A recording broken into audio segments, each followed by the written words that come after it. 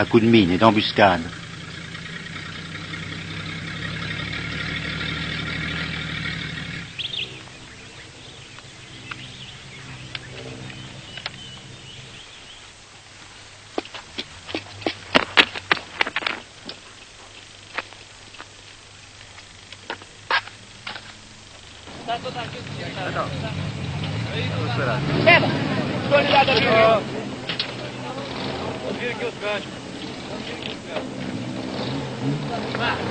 Mais um para ali, ó. Esse carregador, vai, vamos vir também para aí. Quando lá chegares, pá. Larga já uma das duas.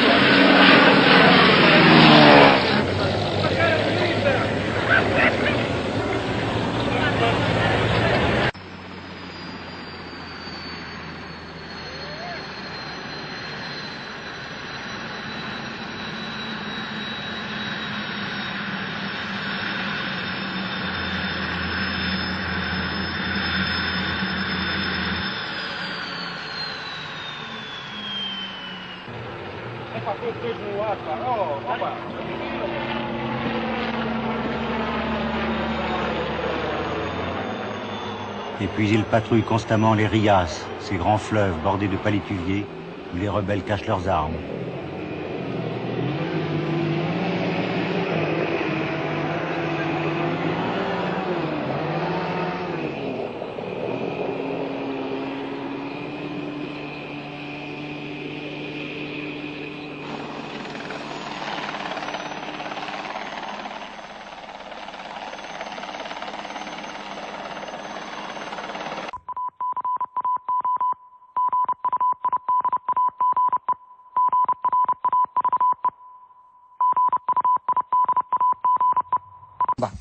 E que a camba também fica aí dentro da banca, aquilo o não está a falhar fogo.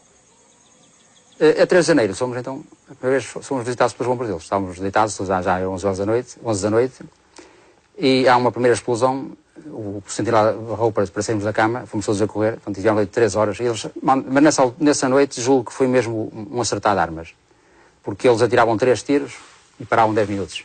Aquilo durou 3 horas aquela situação. Era impressionante. Eu ainda tenho bem vivo nos meus tímpanos as saídas dos foguetões, dos primeiros foguetões.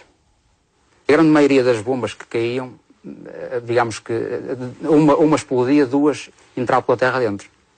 Depois no dia seguinte foi explodida, estava tudo furada, e com umas varas compridas, aquilo atingia alguns 5 metros de profundidade. Não sei se diziam que eram bombas perfurantes que destruíam abrigos, não sei o quê. E, pronto, a partir daquilo passou-se depois a 7 de janeiro, ao inferno. Um pequeno destacamento, Copa, no nordeste do território, junto à fronteira com o Senegal, ilustra a realidade da Guiné de então. A guarnição é composta por um pelotão da 1ª Companhia do Batalhão 8323, sediada em Bajucunda, e um pelotão de africanos de uma companhia de Pirada. No total são 52 homens, para quem a guerra começa verdadeiramente no dia 7 de janeiro. O destacamento é bombardeado com morteiros 120 a partir das 5 da tarde e durante mais de 5 horas. Havia uns segundos em que elas saíam e saíam em série. Por exemplo, 1, 2, 3, 4, elas assim, mas vamos imaginar, 7 ou 8, 9 ou 10, saíam em série. E depois vinham. E os nossos ouvidos, dentro das valas, escusado será dizer que eram só ouvidos. Então tínhamos a percepção exata se ia para a esquerda ou para a direita. Então, nós nas valas tínhamos um género de uns cortes, em que tínhamos que optar se a bomba vai para o lado direito, nós temos que nos lançar para o lado esquerdo. E vice-versa, compreende? E era assim um bocado, não nos podíamos enganar. Às 10h20 da noite aparece um avião no ar, nosso. Coisa que era estranha também, de noite não havia aviões, a aviação não voava de noite. Nesse dia foram lá. Disseram-nos que eram da Dakota, não sei se era ou não, carregados de bombas, que ele andou para meia hora a carregar bombas depois. Os aviões da Dakota estavam equipados com meios de navegação que permitiam o voo noturno. Em missões como esta, transportavam bombas normalmente de 15 quilos, que um militar lançava do bojo do aparelho através de um alçapão. O inimigo calou-se imediatamente, às 10h20, mal o avião começou a roncar por cima, eles pararam imediatamente. E, normalmente, quando isso acontecia, eles fugiam para o lado do Senegal, ou Naquele dia aproveitaram o roncar do avião para se juntar a nós. É nesse dia que eles têm os blindados com eles e que se aproximam de nós. 11h30 o avião foi-se embora, começaram a ir o ruído das viaturas e à 12h10 em ponto estavam juntinho ao arame todos, já, as sectores todas montadas, os blindados já possivelmente já encostados ali, não é? Estavam dadas escuras, não víamos nada. Eles começaram a separar, imediatamente rajadas, RPGs, que era todo tipo de armas que eles traziam, aquilo foi uma chuva. Mas foi ininterrupto, eu não dei conta de um segundo sem fogo. Quando o blindado se aproxima de um dos abrigos e um dos africanos me aparece no meu abrigo a dizer que eles já estão dentro do destacamento e vocês fujam porque vão ser todos apanhados à mão. É aí nesse instante, porque já não me restava mais nada e eu não queria ser apanhado à mão, que eu salto para fora da minha vala. O João Ribeiro, portanto, sai fora da vala, com umas granadas debaixo do braço, juntamente com o Vicente Antunes, com o motor de 60, e começam a disparar sobre o blindado. E disse-lhe a ele primeiramente, ó Vicente, do que é que estás à espera, pá? Se eles entraram ali, epá, a tua arma é ideal para proteger os que estão entrincheirados nas valas e poder, eventualmente, matar algum que já tenha entrado no destacamento. Eu não vou afirmar que foram os bombas do 60 que o fizeram recuar ou não, porque isso não posso afirmar, isso só eles já podiam dizer. Sei é que, a partir do momento em que elas começam a cair sobre o blindado, ele começa a recuar. E foi o fim do ataque começa aí. Quando fomos fazer o reconhecimento no dia seguinte, uma das granadas não rebentou. E ela estava ali bem próximo do rodado onde o blindado tinha andado. Portanto, comprova realmente que o nosso fogo foi muito preciso e contribuiu, de certa forma, para proteger os nossos camaradas que estavam ali entrincheirados. No total, éramos 27 homens, nessa noite. Depois dos africanos terem fugido, ficámos só 27 e fomos os que aguentámos. Porque quando o ataque começou, eles já tinham fugido quase todos. Os homens que defendiam Copa sobrevivem em 7 abrigos subterrâneos, cobertos com chapas de zinco e troncos de madeira. Neles se protegiam dos bombardeamentos a que não podiam responder com eficácia. Passámos todas as explorações sem dar um tiro, porque não tínhamos armas que lhes chegassem. Eles punham artilharia e estavam ali impunemente, disparavam horas a fio, sem ninguém, só a aviação nossa é que lhes fazia frente, mais nada, não havia mais arma nenhuma. Nós tínhamos um morteiro 81 só, eles tinham os canhões Serracut, tinham 120, que era muito superior ao nosso. E tudo. Acho que todo o aumento deles era superior ao nosso. Os ataques pararam em 7 de janeiro, mas a rádio do PAIGC anunciava que voltariam e que até ao fim do mês o destacamento de Copa seria destruído. Dia 31 à tarde, eu estava sentado na cama para ir tomar banho e comecei a sentir. Fiquei triste com a noite, não sei porquê, mas eu não tinha visto nada. E mal saí à porta para ir tomar banho, ouço a saída. Eu tinha tanta experiência já daquilo que onde eu vi ao longe já estava deitado de barriga para baixo. Até-me logo para a frente, começou o ataque, aquilo durou. Era sempre no mínimo 2, 3 horas. Mas naquele dia, começou às 5 da tarde, normalmente era uma hora que eles utilizavam muito, era essa hora. E por volta das 6h30, mais ou menos, aparecem os Fiat. Há uma cena engraçada que é o Tenente Gil entrar para o avião e nós dizer, atenção, cá lá mísseis, não vás, na recuperação guarda a energia. E o Tenente Gil, que era um homem todo pequenino e todo nervoso, dizia, ainda está para nascer o míssil que me há de abater. E foi efetivamente abatido nesse voo. O avião subiu até que depois guinou para a esquerda e nós pensámos, há ali outra base do país mais para o lado, ele ia voar na direção da Guiné-Conakry, para aquele canto. Volta à esquerda e vai bombardear ali, que tínhamos sido atacados também daquele lado. Mas não, quer dizer, quando ele começa a cambalear entre as árvores, vai cair. Quebrou a tal rega, veio cá abaixo e depois dobrou o avião e ficou, pôs o avião a subir, digamos, naquela plataforma dos 4.000 pés, deixou de ter energia, quer dizer, ia a subir tranquilamente e foi abatido. Eu apercebo-me do trajeto do Strela, o brilho do trajeto do Strela, e como estava com um rádio na mão, tentei falar com o piloto, que aliás já tinha o aviso do próprio comandante, só que ele não teve tempo nenhum, e nós vimos o avião ser atingido, uma bola de fogo imensa. Depois o avião panha, e foguear o avião começou a pudir na riba, pau. Bom, depois, bim, vai sim, assim que vai. Depois o avião na bem cai, piloto não olhar piloto na sino, não olhar na sino, olhar Walter 6 horas, não olhar piloto na ria. Rapaz que fogueia aqui avião, rapaz balante na minha bico que está nele. Vou passe. Mas cada fogueira falha. Os Estrela voltavam a atuar desta vez nos céus de Copá, cujo destacamento continuaria sob fogo de artilharia até 9 de fevereiro, dia em que foi especialmente intenso. Fugiam os habitantes da Tabanca e militares também deixavam o quartel, que lhes parecia já abandonado pelos altos comandos. Durante esse ataque, o moral é tão baixo e tão... Portanto, eu sou franco, não sei se tivesse visto fugir aqueles camaradas que fugiram, eu não sei o que eu queria. No estado em que todos nós estávamos, eu não garanto que não tivesse feito. Aqueles 4 ou 5 colegas, que eu não posso precisar exatamente, que saíram do destacamento, eles não saíram por cobardia. E eles saíram não pela porta do cavalo, pelas traseiras do fogo. Mas eles vão sair exatamente pela zona, pelo local, de onde eles estavam a atacar em massa. E alguém que comentou, que estava ali próximo deles, é de que uns saíram gritando: anda, cobarde, não atires daí a essa distância, vem ao meu encontro, estou aqui, e deram o peito. A população fugiu toda, a partir do dia 7 de janeiro, tudo que aparecesse lá e nós pudéssemos apanhar e matar para comer, é o que fazíamos. Ou uma vaca, ou uma cabra, ou qualquer coisa, valíamos-nos disso. Quando havia ataques, eles fugiam, retiravam, e depois, porque ainda lá tinham alguns haveres, eles voltavam de novo.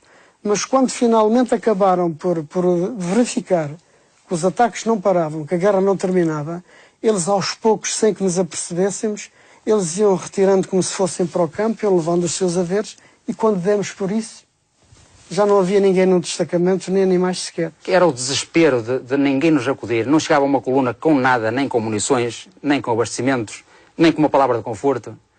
Com nada, quer dizer, estávamos entregues nós próprios. 5 semanas após o primeiro grande ataque, a guarnição foi surpreendida com a chegada a Copá do 2º comandante do batalhão, à frente de uma força de paraquedistas e comandos. 12 de fevereiro, nunca me esqueço disso, aparece lá uma coluna, assim... Eu, pelo menos, não estava a contar com ela. Acho que a maioria de nós não sabíamos que ela apareceu lá. Preparem-se, vamos embora daqui. Depois de já termos retirado tudo o que havia nos abrigos, foi-nos dito para que cada um do responsável dos abrigos voltasse atrás com os sapadores que vinham na dita coluna e que fossem pôr minas nos abrigos que eram deixados que eram abandonados, por forma a que quando o PAIGC lá voltasse, pudesse eventualmente cair nas minas que nós lá deixámos. Fomos lá com paraquedistas. Chegámos lá, era 6 horas da tarde. Os sapadores foram fazer minas. Fizeram minas durante a noite quase. De manhã, 6 de manhã, arrancamos outra vez para Baixo Cunda. Deixamos comida tudo lá no paiol e tal. Era coisa na arrecadação. E todas as armas levamos. Munições é que ficaram lá. Para eles depois, quando vieram buscar, para cair nas minas. Foi-me dito pelo comandante do destacamento que também a bandeira nacional devia ser devidamente salvaguardada para que não fosse usada pelo PAIGC como uma chacota. E então o comandante Manuel Joaquim Brás pediu-me para que eu retirasse a bandeira. Porém, dias depois, num golpe de teatro, os militares recebem ordens para voltar a Copá e içar de novo a bandeira. O PAIGC estava a anunciar a retirada como uma grande vitória e era preciso fingir que o destacamento nunca fora abandonado. Houve a ordem, deduzo que tenha sido o comandante-chefe das Forças Armadas, para de alguma forma ir criar o tal embaraço ao PAIGC, demonstrando que era tudo mentira. E que, contrariamente ao que tinha sido apregoado, Copá nunca deixou de ser português. E continuava lá dentro e ia ser feitos os bonecos, iam ser tiradas umas fotografias, com a bandeira nacional de novo içada lá no mastro, e o pessoal distribuído lá pelos abrigos, para provar que realmente era verdade, que Copá era de novo português.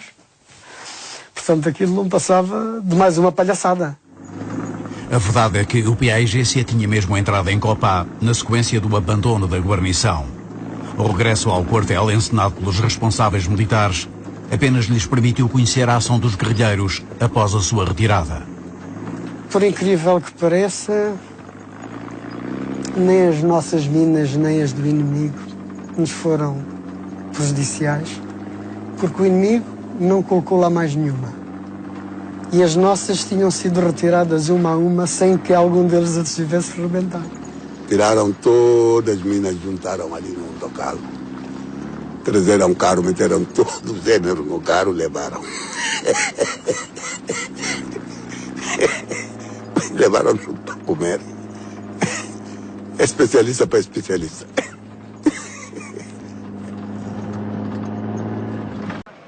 O espírito com que vou é o espírito que radica na formação do indivíduo que sofreu a influência de uma cultura rural do interior do país, que fez a escola primária com o enaltecimento das figuras da nação, digamos, representativas da nação, como todos sabemos, expostas nas paredes, com todos os apelos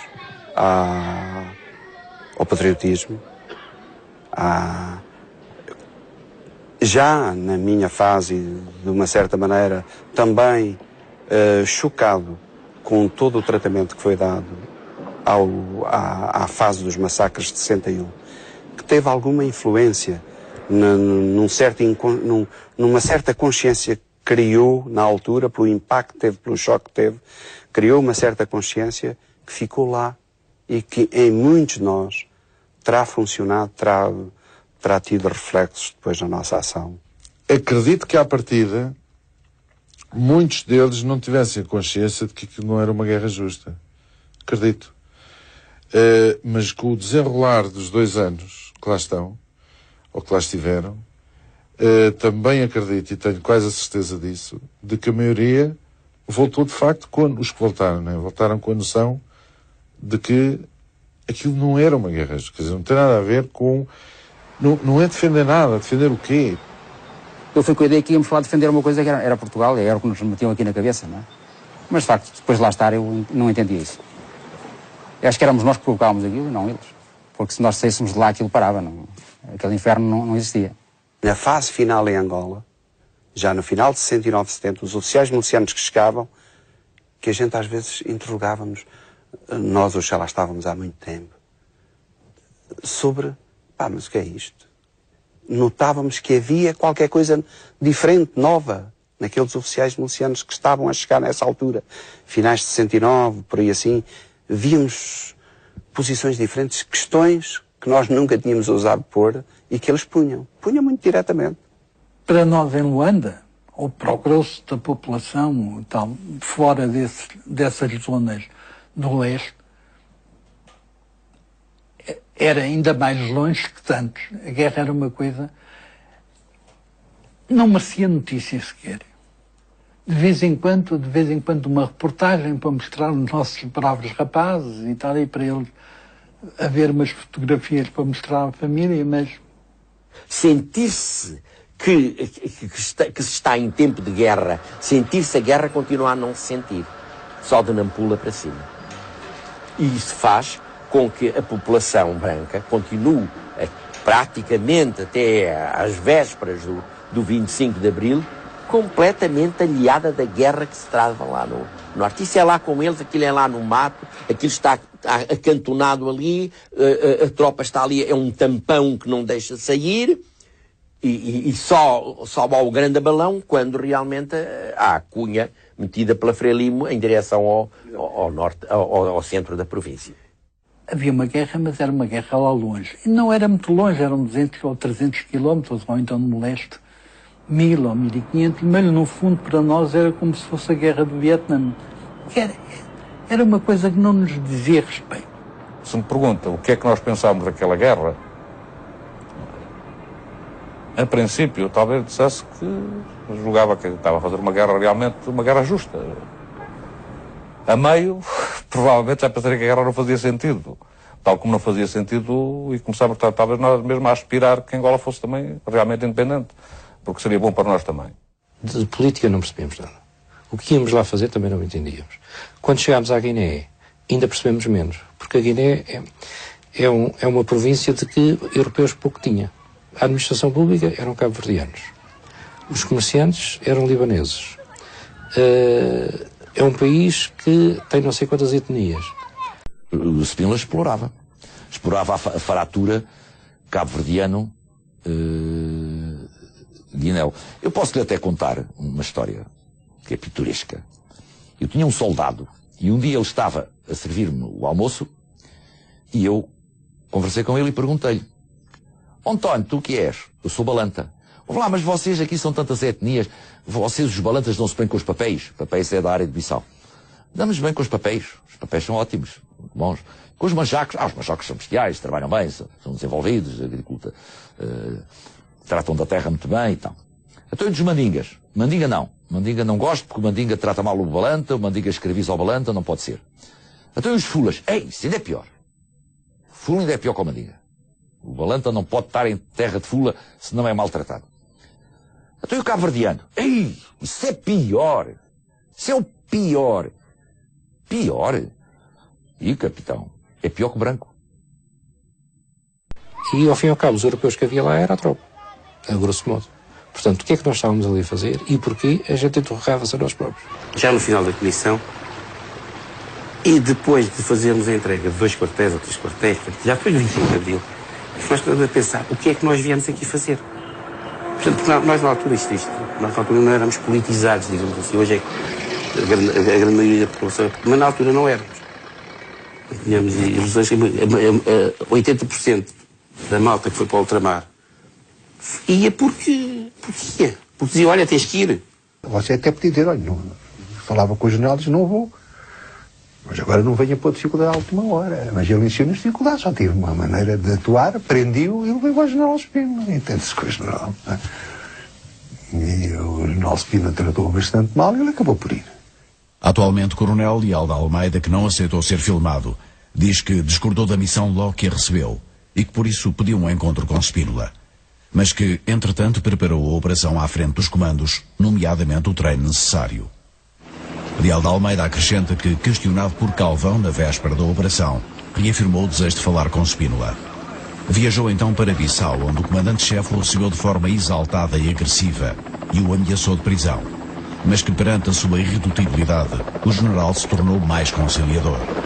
Correia tentou levantar o problema comigo, ou disse, olha, Costa Correia, eu consigo, é a mesma coisa. Você quer ir, vai. E eu dou-lhe voz de prisão e mando para Bissau entender-se com quem quiser. Entrego ao comando ao seu imediato, o imediato leva. Se quiser ir, vá também. Se não quer, não vai. Se quer, vá. E ele foi. O comandante do navio montante não confirma que a conversa tenha decorrido nestes termos. Costa Correia, que não aceitou ser filmado, afirma que questionou a legitimidade da operação face ao direito internacional. Ou vais ou foges. E as pessoas iam. Olha, se perdeu ali 2 anos, 3 anos, ia-se. E é depois, mais tarde, depois de passar isto tudo, depois de passar esta fase toda, que nós começamos a pensar. O que é que nós viemos aqui fazer? Porque é que morreram aqueles gajos todos, nossos amigos? Se não tem havido um 25 de Abril, se não tem havido um parar quase obrigatório, quer dizer, aquela guerra se calhar tinha entrado para ali dentro, porque ela não ia acabar. Quer dizer, aquela guerra não ia acabar. Por muito Portugal, quer dizer, aquilo estava no fim, quer dizer, os cartuchos, que eram rapazes já de 18 anos, quando eu me vim embora, já eram de 18 e 19 anos, que eram mobilizados, que eram os cartuchos daquela guerra. Quer dizer, esses cartuchos estavam a acabar. Segundo estimativas portuguesas, faltando números das autoridades africanas, no início de 1974 estariam em armas pelos 3 territórios cerca de 175 mil homens, sendo cerca de 150 mil nas fileiras portuguesas. O contingente menor era o que combatia na Guiné, um pouco mais de 32 mil militares. Pelo PAIGC, combateriam então cerca de 7 mil guerrilheiros. O maior número de efetivos portugueses estava mobilizado em Angola, quase 65.600 homens. Enfrentavam 3 movimentos armados. Também, segundo cálculos dos serviços de informação portugueses, a FNLA atuava então com cerca de 6 mil guerrilheiros.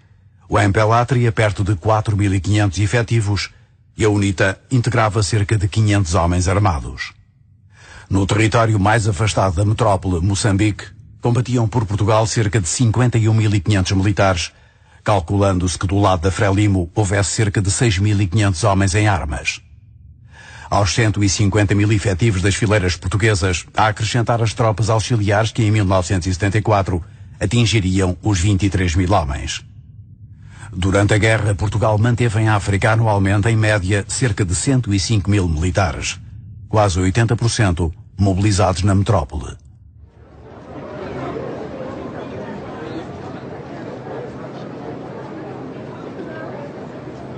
Nos anos da guerra, entre 1961 e 1974, morreram nos 3 territórios 8.831 militares portugueses. 2.069 na Guiné, 2.962 em Moçambique, 3.258 em Angola. Quase metade vítimas de ações de combate e os restantes resultado de acidentes vários. O número de deficientes portugueses causados pelo conflito ascende a cerca de 20.000, estimando-se em mais de 140.000 os ex-combatentes que contraíram stress pós-traumático. Dos movimentos armados que combatiam pelas independências é muito escassa a informação. Da Guiné não há números oficiais sobre as baixas ocorridas nas fileiras do PAIGC. O mesmo acontece relativamente a Moçambique. Os combatentes que lutaram pela independência são lembrados em monumento erguido na capital do país. Mas o governo não dispõe de estimativas sobre quantos morreram na guerra. Em Angola, apenas a FNLA respondeu ao pedido de informação. Segundo a sua direção, entre 1962, data da formação do seu exército, e 1974, o movimento sofreu 3.308 mortos. Dos civis vitimados nas 3 guerras, não há números apurados. Mortos, feridos, mutilados, doentes, civis ou militares, oficiais, sargentos e praças, milicianos ou profissionais, recrutados ou voluntários, são muitos milhares os que a guerra sacrificou.